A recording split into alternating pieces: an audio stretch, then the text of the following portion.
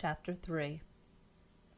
Solomon made affinity with Pharaoh king of Egypt, and took Pharaoh's daughter, and brought her into the city of David, until he had made an end of building his own house, and the house of Yahweh, and the wall of Jerusalem all around. Only the people sacrificed in the high places, because there was no house built for the name of Yahweh until those days. Solomon loved Yahweh, walking in the statutes of David his father. Only he sacrificed and burnt incense in the high places. The king went to Gibeon to sacrifice there, for that was the great high place. Solomon offered 1,000 burnt offerings on that altar. In Gibeon, Yahweh appeared to Solomon in a dream by night, and God said, "Ask what I shall give you." Solomon said, "You have shown to your servant David my father great loving kindness, according as he walked before you in truth and in righteousness and in uprightness of heart with you. You have kept for him this great loving kindness, that you have given him a son to sit on his throne, as it is this day. Now, Yahweh my God, you have made your servant king instead of David my father. I am but a little child. I don't know how to go out or come in.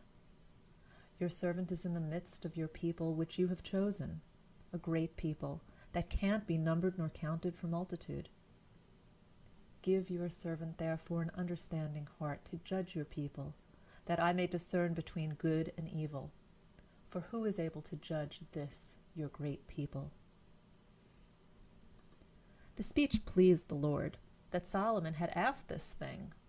God said to him, "Because you have asked this thing, and have not asked for yourself long life, neither have asked riches for yourself, nor have asked the life of your enemies, but have asked for yourself understanding to discern justice. Behold, I have done according to your word. Behold, I have given you a wise and an understanding heart, so that there has been none like you before you, neither after you shall any arise like you.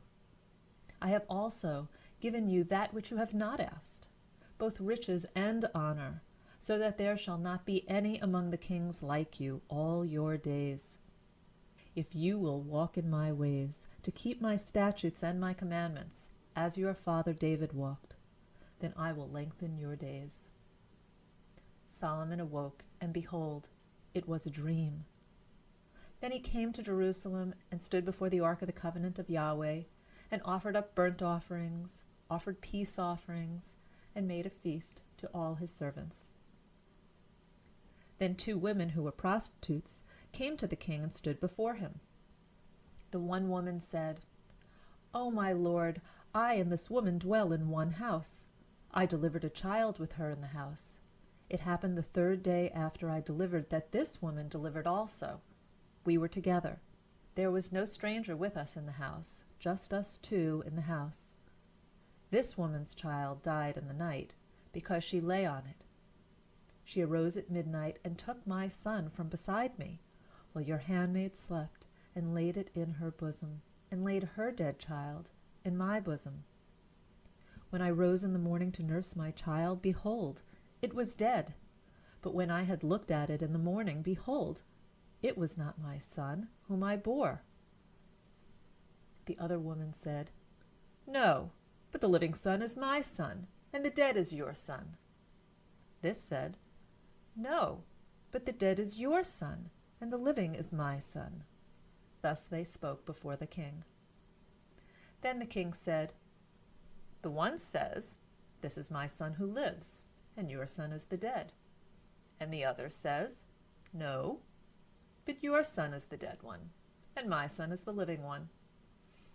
The king said, "Get me a sword." They brought a sword before the king. The king said, "Divide the living child in 2, and give half to the one and half to the other."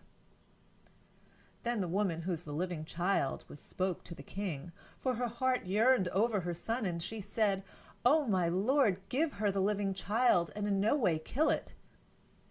But the other said, "It shall be neither mine nor yours. Divide it." Then the king answered, "Give her the living child, and in no way kill it. She is its mother.